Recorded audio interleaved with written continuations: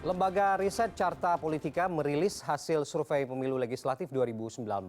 Hasilnya hanya 7 partai yang lolos ambang batas parlemen, sementara 9 partai lainnya terancam tidak masuk ke parlemen. Carta Politika juga memotret fenomena animo masyarakat lebih tertarik pada pemilu presiden ketimbang pemilu legislatif. Survei Carta Politika dilakukan pada 19 hingga 25 Maret 2019 dengan metode multi-stage random sampling dan melibatkan 2.000 responden dari 34 provinsi. Margin of error sebesar kurang lebih 2,19% dengan tingkat kepercayaan 95%. Hasil survei juga menemukan bahwa pemilu legislatif 2019 kurang mendapat perhatian masyarakat karena tertutup riuhnya kampanye Pilpres. Namun PDI Perjuangan masih berada di puncak survei diikuti Gerindra, Golkar, PKB, Demokrat, Nasdem, dan PKS. Sementara 9 partai peserta pemilu lainnya hasilnya tidak memenuhi angka ambang batas parlemen. Namun dilihat dari angka swing voters 11,7%, masih ada peluang bagi PAN, P3, PSI, dan Perindo untuk bisa lolos. Ada partai yang kita kategorikan bisa lolos tapi belum aman. Secara statistik mereka masih 2%, tapi secara statistik sebenarnya dengan margin of error kita 2,19%, artinya angka itu sebenarnya bisa saja menjadi 4%. Artinya ada partai tadi PAN 3%, kemudian ada P3, PSI, dan Perindo. 4 partai ini secara angka memang belum mencukupi ambang batas 4%, tapi secara statistik angka keempat partai ini masih bisa kita golongkan bisa aman di angka 4%. Jadi itu yang kenapa kemudian kita kategorisasi beberapa partai politik. Kemudian ada partai yang papan paling bawah, 1% ke bawah, yang memang dari sisi periode survei kita dari waktu ke waktu menunjukkan memang agak sulit mereka beranjak dari posisi 1%, sehingga memang sangat sulit partai tersebut untuk lolos pada 2019. Misalnya ada Hanura sebagai partai lama, kemudian ada PBB, ada PKPI, kemudian ada Berkarya, dan satu lagi partai Garuda. Pelaksanaan pemilu serentak kali ini memang banyak menghabiskan energi. Meski begitu banyak resiko yang harus dihadapi partai politik, diantaranya ambang batas parlemen sebesar 4%. Dan berdasarkan survei Carta Politika ada 9 partai yang masih terbelenggu dalam ancaman tak lolos ambang batas parlemen. Nah, apakah ini warning bagi parpol baru? Terlebih ada faktor lain yang mempengaruhi masyarakat dalam memilih partai politik serta ancaman politik uang yang masih saja membayangi proses demokrasi di tanah air. Kita akan berdiskusi bersama narasumber kami malam ini yang sudah hadir. Terima kasih. Selamat malam Bapak-Bapak. Selamat malam. Kita ke Pak Muslimin, Direktur Riset Carta Politika. Terima kasih Bang Muslimin, terima kasih sudah hadir malam hari ini. Dan kita juga kehadiran Dedek Prayudi, juru bicara Partai Solidaritas Indonesia. Terima kasih Mas Dedek sudah hadir. Terima kasih sudah diundang. Ya, sama-sama. Dan juga Mas Badarudin Andi Picunang, Ketua DPP Partai Berkarya. Selamat malam. Terima kasih. Waalaikumsalam warahmatullahi wabarakatuh. Ini menarik kalau kita lihat dari highlightnya adalah ambang batas partai di ujung tanduk, khususnya ini bagi partai-partai baru seperti PSI dan juga Berkarya. Dan dari hasil Carta Politika kita akan lihat dulu nih seperti apa. Sebelumnya kita juga sudah rangkum beberapa hasil dari Carta Politika ini. Di belakang mungkin kita bisa lihat bergeser. Ini kalau yang pertama kita akan coba membahas bagaimana kemudian Carta Politika melihat elektabilitas partai politik, ya. Di sini PDIP ada 25,3% ya, Bang Muslimin ya. Gerindra di posisi kedua, Golkar ketiga. Ini secara keseluruhan sebenarnya apa yang ingin disasar oleh Carta Politika dari hasil survei ini dengan poin elektabilitas partai politik ini, Bang Muslimin? Ya, kalau kita lihat angka sebenarnya memang di 3 besar ini kan dari survei ke survei yang kita lakukan dari periode mulai dari Oktober, kemudian Desember, Januari, bahkan Maret awal dan pertengahan Maret kita lakukan survei. Selalu memang di 3 besar itu ditempati 3 partai, yaitu pertama PDIP, kemudian Gerindra, baru kemudian Partai Golkar. Nah setelah itu ada yang selalu posisi di 4 survei kita di 4 periode terakhir memang juga menunjukkan PKB selalu menempati posisi keempat. Nah di posisi kelima kemudian 6 memang berebut beberapa partai. Di situ ada katakanlah partai papan tengah ya. Selain PKB ada ada Nasdem, ada Demokrat, kemudian ada PKS. Nah baru kemudian memang kita juga memotret ada beberapa partai politik yang juga masih di bawah 4%, walaupun memang secara statistik saya sampaikan tadi bahwa masih ada peluang mereka lolos. Partai-partai ini masih ada peluang lolos, misalnya katakanlah ada PAN yang angkanya masih 3%, kemudian ada P3 yang agak cenderung turun memang menjadi 2%, kemudian ada PSI di situ, ada Perindo. Jadi ini yang kita rangkum bahwa partai ini secara statistik margin of error 2,19%, artinya sebenarnya angka itu secara statistik bisa saja naik jadi 4,19%, ataupun bisa juga sebenarnya turun. Nah baru kemudian ada partai yang secara statistik margin of error memang belum mencapai 4%, walaupun masih ada undecided voters di situ, masih ada swing voters dan masih ada waktu sebenarnya. Dan persentasenya juga cukup besar ya? Ya. Dan menariknya adalah berarti sudah dikategorikan yang aman yang mana, yang belum aman yang mana, yang tidak aman yang mana begitu ya? Nah ini kalau kita lihat peringkat ini, kalau tadi kita lihat partai peringkat-peringkat yang menurut elektabilitasnya ini juga masih ada 3 besar partai yang tadi Bang Muslimin sebutkan, ada PDIP, ada Gerindra, dan juga ada Golkar begitu. Sementara di peringkat yang kurang aman sepertinya juga PAN, P3, PSI, Perindo juga di sana, dan yang ada 0, ini ada Berkarya di sana, ada Hanura juga di sana. Ini membacanya bagaimana, Bang Muslimin? Tadi yang saya sampaikan, memang kalau kita lihat angka ini kan dari paling atas 3 besar ini, saya kira memang hampir bisa dipastikan akan lolos karena jauh sekali dari sisi margin of error, dan 3 partai ini selalu stabil perolehan hasil surveinya di 3 besar. Kemudian di papan tengah saya kira karena memang partai ini juga sudah melampaui 4% dari survei, walaupun memang masih ada sisa sebenarnya undecided voters tadi yang masih ada kecenderungan mereka naik, 4 partai ini naik, karena dari sisi tren memang 4 partai ini selalu secara ini tren itu memang ada kenaikan. Nah kemudian di golongan ketiga ada PAN, kemudian P3, PSI, dan Perindo. Ini yang kita kategorikan secara statistik sebenarnya bisa mencapai 4%. Karena angka margin of error. Tetapi memang di angka itu belum mencapai 4% sesuai dengan ambang batas untuk lolos ke DPR RI.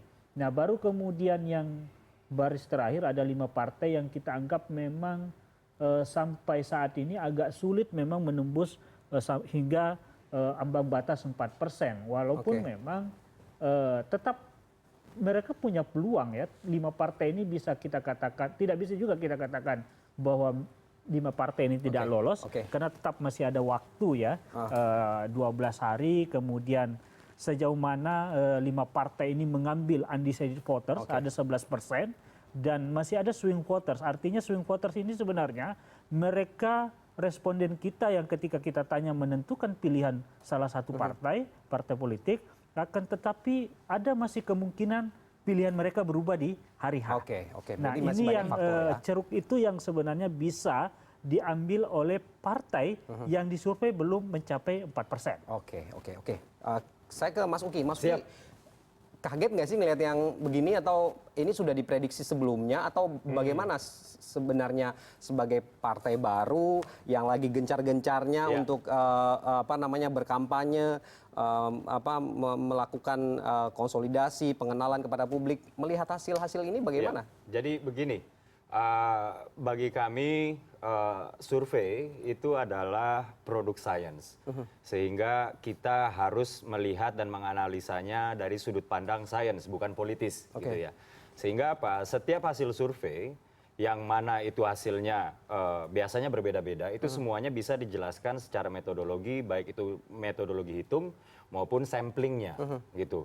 Nah, ini saya ambil contoh misalnya Kompas kemarin meletakkan kami di 0,9. Tapi ada juga Carta Politika yang meletakkan kami di angka 2,2. Tapi ada juga Vox Populi yang meletakkan kami di 3,7. Bahkan ada survei indeks yang meletakkan kami di angka 4% lebih gitu. Nah, semuanya ini kalau secara statistik masih di dalam range-nya margin of error kalau kita hitung-hitung gitu ya. Apalagi kita melihat samplingnya, misalnya yang ini ada 2.000 sampel tersebar satu Indonesia yang memiliki 500 kabupaten, artinya apa? On average kalau kita rata-ratakan satu kabupaten itu diwakili oleh 4 sampel.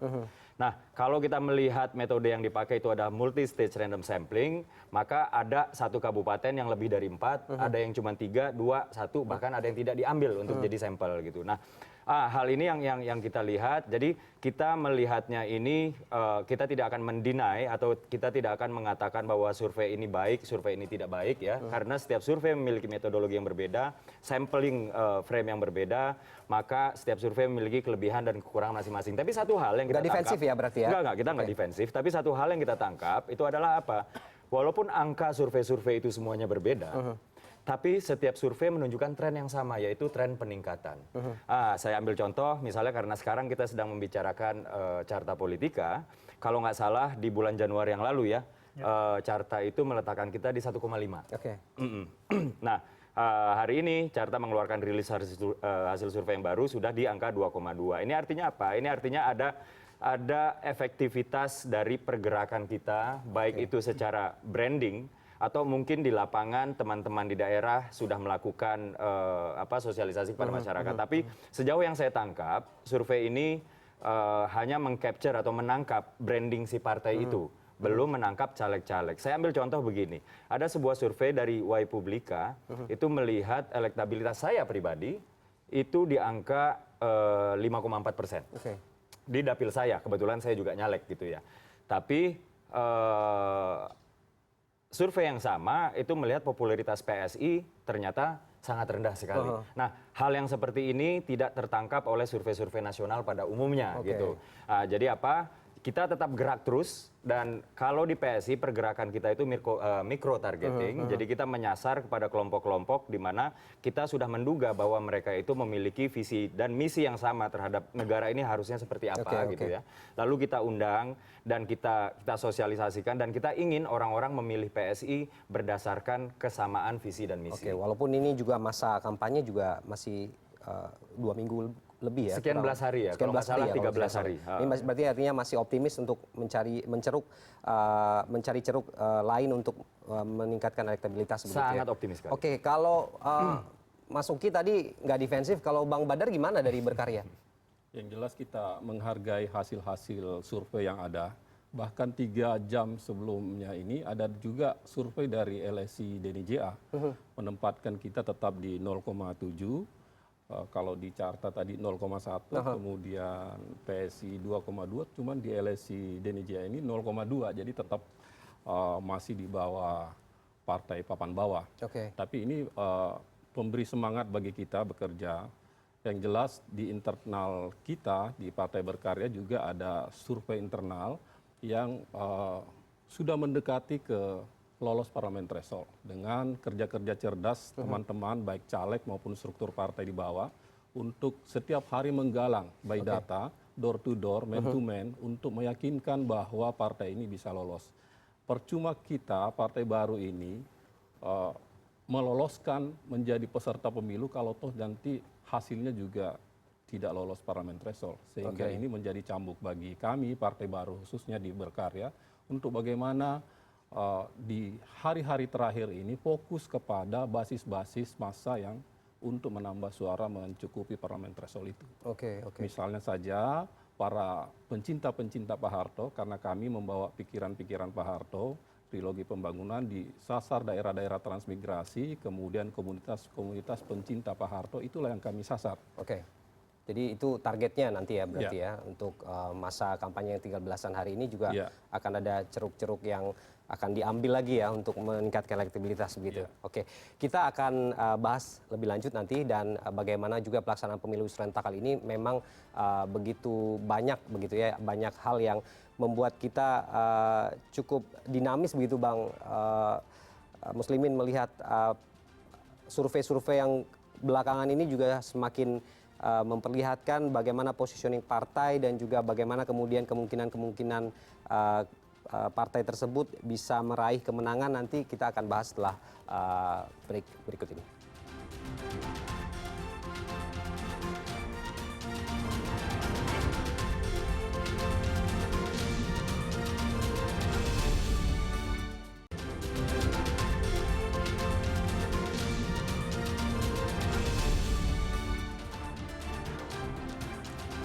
Ya, pelaksanaan pemilu serentak kali ini memang banyak dinamika dan juga menghabiskan begitu banyak energi dan kita tahu bahwa survei-survei yang sudah dilakukan ini juga mencakup banyak hal. Tadi kita sudah melihat bagaimana peringkat dari parpol dan kita coba lihat lagi di plasma. Ini kita akan lihat alasan dari memilih partai politik. Nah, kalau dari PSI nih, PSI Bang Muslimin ini membacanya seperti apa nih? Ada 9,3%, di sini ada poin figur dari Grace Natali Loisa. Artinya ini ketokohan juga masih cukup berpengaruh begitu Bang atau bagaimana? Ya, memang kalau kategori ini sebenarnya gini, kita coba tanya apa alasan pemilih PSI itu. Jadi alasan utama mereka memilih PSI itu memang karena tertarik dengan figur ketua umumnya. Jadi ada ketua umum Grace Natali. Kemudian yang kedua, alasan mereka memilih partai ini memang karena tertarik dengan program partai. Jadi dua hal ini yang cukup dominan menjadi alasan utama publik itu memilih PSI. Nah, walaupun memang di setiap partai akan berbeda. Jadi di partai itu kan kita bisa kategorikan beberapa kategori sebenarnya. Ada partai yang secara brand itu diperkuat karena ketua umumnya. Misalnya PSI, memang PSI bagaimanapun PSI adalah partai baru, maka brand ketua umum, kemudian mungkin program yang kemudian ditawarkan itu yang akan lebih dominan. Berbeda dengan beberapa partai lain, katakanlah misalnya Golkar. Golkar ini adalah partai lama, partai yang secara infrastruktur sangat kuat. Digoncang apapun ketua umumnya, partai ini tetap stabil. Akan turun tapi sebentar kemudian naik lagi. Nah, secara infrastruktur partai ini sangat kuat, tidak menggantung terhadap ketua umumnya. Nah, kemudian partai figur saya bisa katakan misalnya adalah Demokrat. Ketika Demokrat dipimpin SBY dan menjadi presiden waktu itu, partai ini sangat luar biasa elektabilitasnya, bahkan menembus 20%-an kan di 2014. 2014, baru 2009. Baru kemudian setelah tidak menjadi presiden, partai ini kemudian agak anjlok. Jadi memang pengaruh ketua umum cukup berpengaruh. Artinya kultur politiknya memang sudah dibangun begitu dari pasca reformasi itu atau bagaimana? Atau memang ketokohan ini memang masih cukup kuat di politik? Nah, di sini sebenarnya memang penguatan infrastruktur partai, penguatan organisasi internal partai yang mestinya diperkuat. Jadi ke depan kita kan berharap bagaimana partai ini tidak dibangun karena ketokohan ketua umum atau ketokohan katakanlah misalnya berkarya. Membangun partai ini berawal dari ketokohan katakanlah Pak Harto misalnya. Tetapi secara brand untuk awal sah-sah saja. Karena bagaimana partai ini belum punya tokoh yang cukup kuat, maka dia harus mengasosiasikan dirinya terhadap tokoh tertentu. Nah, berbeda dengan partai-partai lama memang. Nah, di sini sebenarnya ke depan ketika memang partai itu dibangun dengan ketokohan ketua umum, kita melihat banyak partai yang kemudian akan begitu ketua umumnya sudah tidak populer atau tidak menjabat maka akan turun. Nah, di sini sebenarnya kita berharap partai-partai politik ke depan ini memang dibangun bukan karena faktor figur, tetapi betul-betul faktor organisasi yang kuat, faktor kader, program kerja yang cukup kuat, dan beberapa infrastruktur partai yang harus diperkuat. Kalau- Sehingga pergantian ketua umum, kemudian perpecahan internal partai itu kemudian tidak mempengaruhi kerja-kerja partai politik, Oke. tidak mempengaruhi pamor partai tersebut. Misalnya. Oke, kalau tadi berkarya, nah ini kalau dilihat dari yang hasil tidak tahu atau tidak menjawab ini juga persentasenya juga cukup besar ya. Tadi PSI kita lihat 84-an ya, kalau di berkarya Nah, 66. misalnya partai berkarya, kalau kita lihat kan brandnya cukup dominan tertarik iklan baliho spanduk. Karena memang partai berkarya sejak awal kalau kita lihat di brand mereka jual kan bukan ketua umumnya, bukan Tommy Soeharto, Oke. tapi yang iklan itu ya iklannya adalah Orde Baru. Oke. Mereka kemudian membangun partai ini dengan brand sebagai katakanlah partai yang dibangun untuk memperkuat atau mengembalikan kejayaan Orde Baru. Oke. Jadi brand itu yang di ini sehingga baliho spanduk yang bersebaran ini yang diingat masyarakat. Oh, mereka memilih karena faktor itu, Oke. bukan faktor ketua Program umumnya, katakanlah atau ketokohan begitu ya? ketokohan, tetapi lebih pada banyaknya spanduk dan spanduk itu memang menjual tokoh tertentu. Oke, oke. Nah kalau kita potret berbeda dengan partai-partai lain banyak sekali variabelnya. Kalau dua partai ini karena memang secara elektabilitas agak rendah, maka variabel mereka memiliki tentunya akan lebih rendah dibanding misalnya PDIP. PDIP itu kan diuntungkan dua hal ya. Infrastruktur partainya sangat kuat. Kemudian yang kedua pemilu serentak ini kan mereka mendapat kotel efek dari Pilpres. Oke. Berbeda dengan partai lain. Jadi dua kekuatan bergabung infrastruktur punya pemilih yang loyal, tradisional. Kemudian efek kedua adalah Jokowi diasosiasikan sebagai kader PDIP. Jadi dua hal itu yang kemudian memang kenapa secara brand dan elektabilitas PDIP hampir di semua survei selalu di atas Karena 20%. efek dari ekor jas dari capresnya yang diusung Ya. begitu ya. Oke, Bang Badar saya ingin konfirmasi langsung, benar ya apa yang dibahas teman Mas Muslimin bahwa lebih kepada baliho-baliho atau apa namanya kejayaan masa Orde Baru yang dijual saat ini sebagai kemudian ditampilkan dari hasil survei seperti itu atau bagaimana sebenarnya? Ya, memang tidak dapat kita pungkiri bahwa yang dijual Partai Berkarya ini nama besar Haji Muhammad Soeharto, presiden kedua kita. Dan konsep-konsep beliau itu, pikiran-pikiran beliau yang akan kita kembangkan sesuai dengan zaman saat ini. Bukan berarti bahwa rezim Orde Baru yang ingin kita hadirkan saat ini, tapi semangat Orde Baru itu, semangat pembangunan di mana konsep trilogi pembangunan Pak Harto dengan dinamika terjamin, keamanan terjamin, kemudian pertumbuhan ekonomi, kemudian pemerataan pembangunan di segala bidang, itu yang ingin kami kembangkan di Partai Berkarya. Dan partai ini dibangun oleh dua kategori. Kategori pertama, anak biologis Pak Harto, Mas Tommy bersaudara, ada 6 bersaudara, semua masuk di Berkarya sekarang, termasuk Mbak Titi dari Golkar. Kemudian anak-anak ideologis Pak Harto, pencinta-pencinta Pak Harto, ini banyak tersebar. Survei salah satu lembaga survei beberapa bulan lalu bahwa pencinta Pak Harto masih ada sekitar 30% yang mencintai Pak Harto, namun tersebar di beberapa partai. Dan ini kami ingin tarik ke Partai Berkarya untuk mendapatkan ceruk pencinta Pak Harto 4%. Saya kira tidak terlalu sulit dengan memperkenalkan bahwa Partai Berkarya inilah yang akan membawa pikiran-pikiran Pak Harto. Dan juga pernah dibawa oleh Partai Golkar, di mana Partai Golkar beberapa tahun terakhir ingin memperjuangkan Pak Harto menjadi pahlawan nasional, namun gagal. Itulah kami ambil salah satu program kami ke depan, apabila masyarakat mempercayai Partai Berkarya, kami akan mengangkat nama baik Pak Harto menjadi pahlawan nasional sebagai bapak pembangunan. Berarti sejauh ini memang program belum maksimal berarti ya dari Partai Berkarya untuk menjual partai secara keseluruhan begitu ya? Tentunya kita punya program-program, namun kita sadari partai ini lahir baru kurang lebih 2 tahun. Kita disibukkan dengan persyaratan administrasi KPU kemarin setahun lebih untuk bisa menjadi peserta pemilu. Dan tentunya ke depan kita akan membangun partai ini lebih baik sesuai dengan kebutuhan saat ini. Oke, Mas Uki, kalau kita lihat PSI kan cukup gencar mencari celah apa namanya tentang persoalan-persoalan bangsa ini. Katakanlah kemarin sempat advokasi beberapa kasus human trafficking, Betul. sehingga juga menyita perhatian publik tentang juga perda syariah waktu itu Betul. juga. Sehingga kemudian orang juga notice bahwa oh ini PSI hadir untuk mengambil poin-poin yang sebelumnya ini sepertinya cukup diabaikan oleh pemerintahan yang berjalan begitu. Ini bagaimana kalau melihat yang tadi justru figur ketua umum yang justru menonjol begitu. Iya. Program sendiri masih belum ini bagaimana? Iya. Sebenarnya adalah hal yang baik ya bahwa program di situ juga ada gitu ya.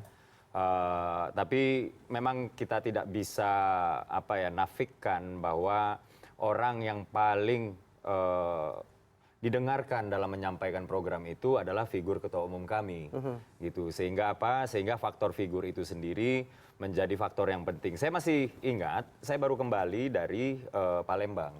Di sana kami bertemu dengan orang-orang yang memperjuangkan hak-hak perempuan. Dan salah satu aktivis perempuan di Palembang mengatakan bahwa idola saya adalah Ibu Grace Natali. Karena beliau dengan lantang berani memperjuangkan kesetaraan hak perempuan yang selama ini dibungkam.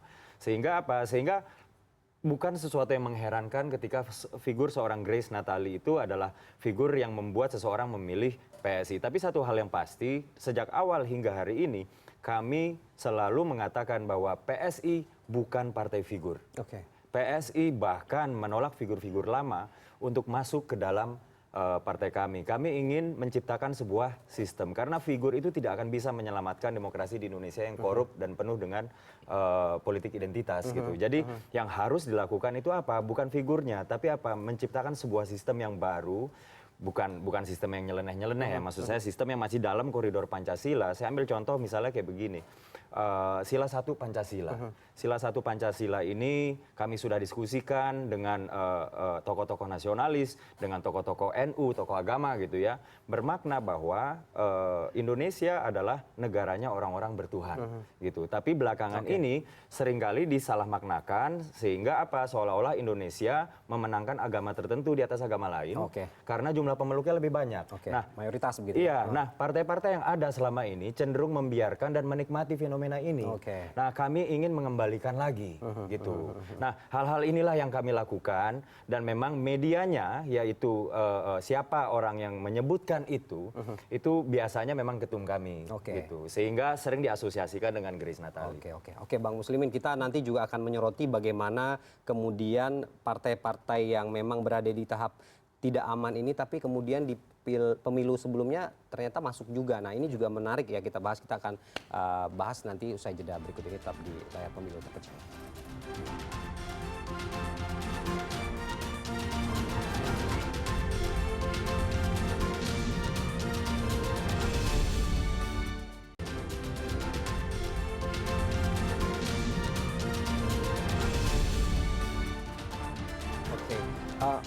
Bang Muslimin, tadi juga menarik sebelum kita break, saya juga sempat menanyakan bagaimana kemungkinan dari partai seperti PSI dan juga Berkarya ini di pemilu 2019 ini juga bisa punya peluang begitu untuk masuk ke parlemen. Nah, kita lihat kalau di 2009 waktu itu P3 kalau tidak salah ya, cuman hanya 3, sekian persen, tapi di 2014 justru masuk begitu. Nah, apakah Carta juga akan melihat kesempatan-kesempatan itu juga ada di PSI atau di Berkarya atau di partai-partai yang tidak aman ini secara keseluruhan, atau bagaimana sebenarnya?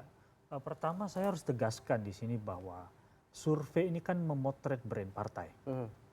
Artinya yang kita tanyakan, kita memberikan kertas suara kepada responden kita. Di situ ada logo partai, nomor urut dan nama partainya. Mana yang Anda pilih ketika dilakukan pemilu, ketika kita lakukan riset itu. Artinya rentang waktu katakanlah yang terakhir 19 sampai 25. Stop sampai di situ, ada brand partai di situ. Dan hasilnya memang menggambarkan apa yang kita sudah rilis hasilnya seperti kita tayangkan tadi, itu pertama. Artinya memang memotret betul-betul brand partai. Kemudian yang kedua, sebenarnya ada riset-riset yang kita lakukan yang lebih kuat sebenarnya membaca bagaimana tingkat partai itu bisa lolos apa tidak.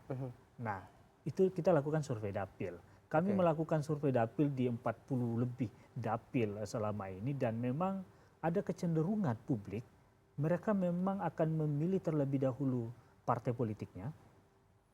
tetapi ada sekitar 36% masyarakat itu akan memilih partai bukan berdasarkan brand tadi, tetapi pada figur calegnya. Oke. Nah, sebenarnya survei ini kan belum memotret sampai kertas suara.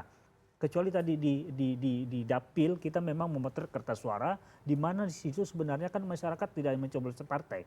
Tidak hanya kemudian lambang partai yang mereka coblos, tapi ada sederetan nama yang mereka coblos, sehingga sumbangsi suara caleg sebenarnya tidak bisa terpotret secara bagus atau secara mendekati hasil di survei, karena kita tidak memotret dari langsung caleg ke caleg. Oke. Nah, sementara penghitungan suara itu kan suara caleg digabungkan dengan suara partai. Artinya ketika masyarakat mencoblos nama, otomatis kan suaranya akan masuk ke partai tersebut. Nah, peluang inilah sebenarnya yang masih terbuka luas. Partai-partai yang katakanlah tidak sampai 4% di survei, ambang batas parlemen kita, itu kemudian mereka bisa ambil menjual figur-figurnya. Nah, dan biasanya 1 bulan terakhir sebenarnya caleg-caleg itu baru masif di bawah. Oke. Nah, kita kan sudah melakukan kampanye selama 6 bulan, 5 bulan lebih, dan dirasakan caleg itu sangat panjang, sangat menghabiskan, menyita waktu, sehingga mereka menyimpan amunisi, melakukan lebih masif di 1 bulan terakhir. Nah, saya ingin katakan bahwa partai-partai yang katakanlah di survei belum menembus 4%, itu punya peluang di situ, Oke. di calegnya. Nah, kemudian yang ketiga, menarik juga, ada beberapa partai, terutama partai besar, ada kecenderungan mereka sebenarnya mereka melakukan kampanye di bawah, caleg-caleg ini justru saling overlap atau bahkan saling makan. Oke. Jadi saling memakan. Misalnya di satu dapil diprediksi katakanlah kursi sebelumnya hanya 1 kursi, sementara di dapil itu ada 9 kursi. Artinya 1 kursi itu akan diperebutkan 9 orang. Oke. Nah, pertarungan internal partai itu sebenarnya tidak kalah sengitnya Hebat begitu ya. pertarungan eksternal partai. Artinya mereka akan saling memakan internal partai. Nah, kelebihan partai-partai, katakanlah partai-partai pemula, ini sebenarnya bisa disiasati kalau kemudian partai-partai ini tidak overlap tadi. Oke. Mereka membagi wilayah. Oke. Karena tugas partai baru, bagaimana PR utamanya kan bagaimana partai ini lolos terlebih dahulu, oke. baru bicara siapa yang akan duduk. Oke. Berbeda dengan partai lama atau partai yang sudah lolos katakanlah, mereka tidak memikirkan partai ini lolos apa tidak, tapi mereka memikirkan saya yang harus menduduki kursi ini. Oke. Dan pertarungannya kan di internal, sehingga tadi ada satu daerah misalnya katakanlah basis partai itu, nah ada kecenderungan hampir semua caleg kemudian menyerang wilayah itu, sementara ada wilayah-wilayah lain yang mereka kemudian tidak kunjungi, katakanlah seperti itu. Nah, peluang-peluang inilah partai-partai yang baru ini ketika konsolidasi internal calegnya bisa dikonsolidir, membagi wilayah sehingga memperluas jangkauan pemilih, dan di situ saya kira peluang ke depan paling tidak 12 hari ke depan ini mereka kalau mau berbagi wilayah, karena mereka ini PR-nya bukan bagaimana menduduki kursi, tapi bagaimana kemudian mereka lolos terlebih dahulu. Itu PR utamanya. Mas Uki sudah sama dengan kisi-kisi yang disampaikan oleh Bang Muslimin, atau optimismenya yang dibangun bagaimana? Saya harus mengatakan saya sangat setuju sekali dengan Bang Muslimin, karena dari pengalaman pribadi kami di PSI, baik itu saya sebagai salah satu pengurus, sebagai jubir di DPP, maupun juga sebagai caleg saya pribadi, itu memang terjadi betul. Jadi di PSI itu kita sangat konsisten menginstruksikan kepada caleg kami bahwa, hey, kamu jangan kanibal, gitu. Kanibalnya kamu itu akan membuat kamu sendiri nggak lolos. Kenapa? Karena kalau ada 2 caleg yang masuk ke dalam satu rumah yang sama, itu artinya apa? Coverage sosialisasi partai atau sosialisasi kalian itu akan tumpang tindih atau fokus di area yang sama. Dan itu akan membuat partai ini nggak lolos 4%. Dan kalau partai ini nggak lolos 4%, kamu misalnya menang lawan caleg yang lain dari PSI juga gitu ya. Tapi apa gunanya kamu menang lawan dia kalau misalnya partai ini nggak lolos 4%. Sehingga apa? Kalau di PSI itu ada caleg yang membagi wilayah berdasarkan kecamatan, ada yang berdasarkan kelurahan. Kalau saya di Dapil Jabar 9, Dapil Subang, Majalengka, Sumedang, saya dengan teman-teman caleg PSI yang lain itu berdasarkan stiker. Jadi ketika rumah yang sudah kita datangin itu sudah di stiker oleh maksudnya kita sudah datang ke rumah itu maka kita stiker. Ketika caleg lain datang, dia sudah melihat stiker kita, maka dia tidak boleh datang ke sana. Gitu. Oke. Berarti kalau Bang Badar bagaimana? Kalau strateginya seperti itu dari PSI, Bang Badar bagaimana? Pekerjaan rumahnya juga berat nih kayaknya. Ya, yang jelas kita penugasan ke caleg-caleg itu memang dibagi juga per wilayah. Dalam satu dapil kan terdiri dari beberapa kabupaten. Jadi dengan waktu yang sangat singkat, kita juga dari 7 misalnya caleg di satu dapil, kita membagi 7 wilayah. Dan kita fokusnya memberikan arahan kepada caleg-caleg itu untuk tandem dengan caleg provinsi maupun kabupaten kota. Kita arahkan caleg kita di kabupaten kota dan provinsi apabila tidak ingin mencoblos calegnya, cukup mencoblos partainya saja atau nomor partainya nomor 7, sehingga ini akumulasi untuk menambah lolosnya parliament threshold 4% itu. Jadi apa yang kita sampaikan selain man to man, door to door, juga menyampaikan program-program berkarya yang akan mengambil pikiran-pikiran Pak Harto bagaimana negara kita akan swasembada pangan, bagaimana pemuda-pemuda ini bisa mendapatkan lapangan kerja yang mudah, sembako murah dan sebagainya. Tentunya bagaimana memperkenalkan caleg-caleg ini juga sehingga bisa dikenal. Dan kita pula di APK itu memang benar, kita fokus di figur Pak Harto misalnya saja seperti ini kartu-kartu relawan. Ada gambar Pak Harto di dalamnya, ada gambar caleg di dalamnya dan itu yang kita sebarkan di masyarakat sehingga bisa lebih dikenal. Reminder begitu ya untuk para pemilih. Singkat saja Bang Muslimin, apa yang perlu di restrategi ulangkah atau apa tips ini untuk partai-partai baru ini?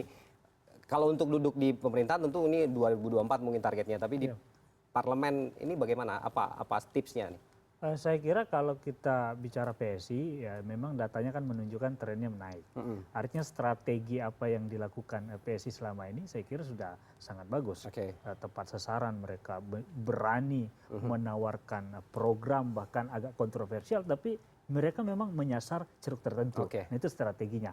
Sama dengan berkarya sebenarnya, dia kan menawarkan Pak Harto. Dan Pak Harto bagaimanapun banyak pemilih-pemilih, terutama pemilih-pemilih kalangan orang tua misalnya, mereka ya merasakan apa yang sudah dilakukan Pak Harto selama menjadi presiden. Jadi walaupun memang kalau saya bandingkan katakanlah PSI dengan berkarya PSI lebih relatif kreatif ya, banyak isu yang mereka jual mainkan, berbeda dengan berkarya, sehingga saya melihat dengan situasi berkarya yang agak stagnan ya, agak landai kenaikannya, memang butuh strategi khusus. Dan terakhir saya kira memang tidak cukup ternyata apa yang sudah dilakukan selama ini, menjual Pak Harto katakanlah. Tetapi tadi caleg tandem, saya kira sisa waktu itu yang bisa dilakukan bagaimana membagi. Sekarang bagaimana memanfaatkan sisa waktu ini untuk bisa terus meraup elektabilitas dan persentase dari yang belum memberikan jawaban atau yang tidak tahu, ini juga masih bisa diambil peluang itu untuk partai-partai khususnya yang memang berada di posisi tidak aman. Terima kasih Mas Uki, Bang Muslimin dan juga Bang Badar sudah hadir malam hari ini di Layar Pemilu Terpercaya, dan Layar Pemilu Terpercaya akan kembali usai jeda.